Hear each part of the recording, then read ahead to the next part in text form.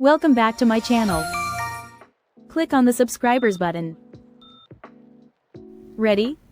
Let's go. ကဲဆိုတော့ကျမတို့တွေ Shopee website မှာပေါ့နော်စိုက်ဖွဲ့တဲ့နည်းလေးကိုစတင်လိုက်ရအောင်အရင်ဆုံးအခုကျမဝိုင်းပြတဲ့နေရာလေး Selling ဆိုတဲ့နေရာကိုနှိပ်ဝင်လိုက်တယ်ပေါ့နော်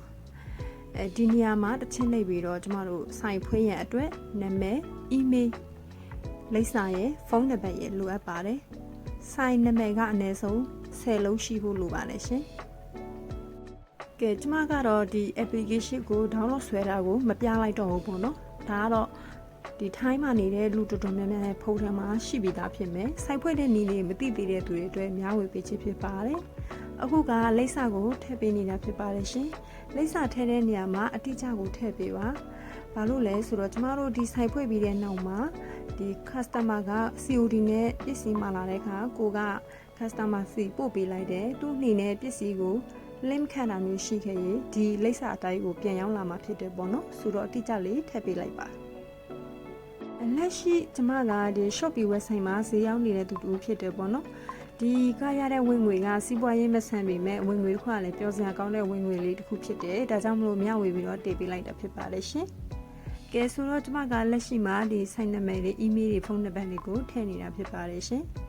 verification ဖြစ်ဖို့အတွက်ကိုမှအမြဲတမ်းသုံးတဲ့ဖုန်းနံပါတ်ရဲ့ email ရဲ့အသုံးပြုရမှာဖြစ်ပါတယ်ရှင်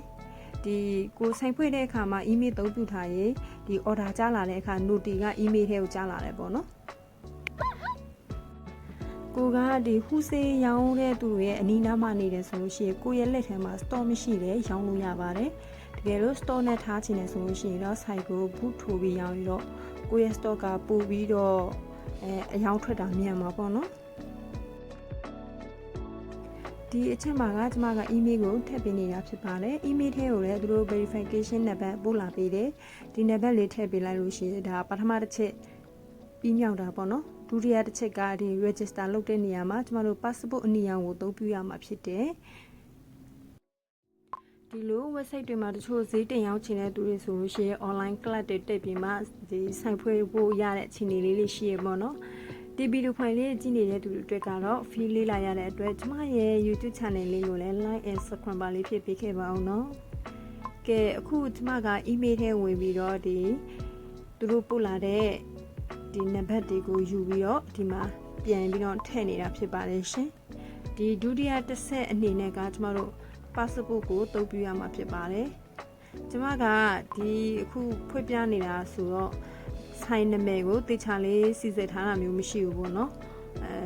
နှိပ်စေပြည်သူလေးနှိပ်ထည့်ထားတယ်ဒါပေမဲ့အနည်းဆုံး10လုံးမပြည့်တဲ့အတွက်ကြောင့်မို့ကျမလည်းနောက်ထပ်အစေပြည်သူလေး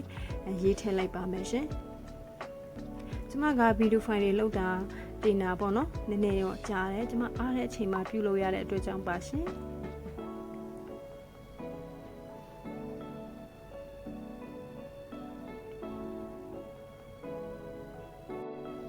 ကဲဒီတစ်ချက်ကတော့ပြီးပါပြီနောက်ဒုတိယတစ်ချက်ကကျမတို့ရဲ့ company ကပေါ့နော် independent ဒီ personal အနေနဲ့ဖွင့်မှာလားဒီ company ကို register လုပ်ထားတဲ့ company ကိုဖွင့်မှာလားပေါ့နော်ဒီမှာများအပြားလေးနဲ့ပြတာက verify now ပေါ့နော်မျက်နှာကိုစကယ်ဖတ်ရမှာဖြစ်တယ်ဒါကတော့ independent ကိုရေးထားတယ်ဆိုလို့ရှိရင်မျက်နှာစကယ်ဖတ်ရမှာပေါ့နော်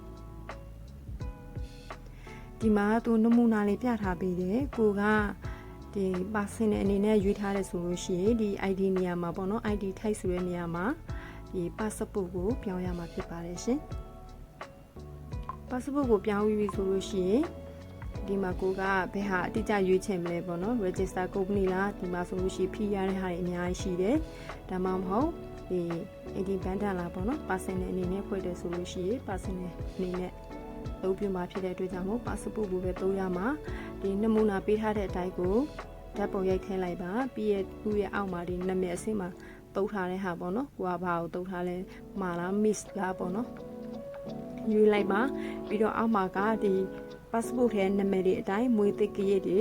ဒီလိပ်စာတွေကိုပထမထည့်ထားတဲ့လိပ်စာတိုင်းကိုတေချာထည့်ပေးရမှာဖြစ်တယ်ပြီးတော့ဘန်ပေါ့နော်ဘန်ကလည်းဘန်စာအုပ်ဓာတ်ပုံရိုက်ထည့်ရမယ်ဘန်မျိုးစားရွေးရမယ်ဘန်စာအုပ်ရဲ့နာမည်နဲ့ passport နာမည်နဲ့တူညီရမှာပေါ့နော်ဆိုတော့ဒီလိုမျိုးထည့်ပြီးရင်ပြီးမြောက်ပါပြီ3ရက်လောက်နေရင်စာအိတ်ဝင်လာလို့ရှိရင်သူတို့ထိုင်းလို့ဆိုလို့ရှိရင်အနူရဆိုပြီးတော့ပြောတယ်ပေါ့နော်ဒီဟာလေးဝင်လို့ရှိရင်ကျမတို့ဆိုင်မှာပစ္စည်းတင်အောင်လို့ရပါပြီရှင်က ကဲဆိုတော့ကျမရဲ့ video file လေးမှာကြည့်ရတာအဆင်ပြေနေဆိုလို့ရှိရင် like and share လေးဖြစ်အားပေးခဲ့ပါဦးเนาะအားလုံး bye bye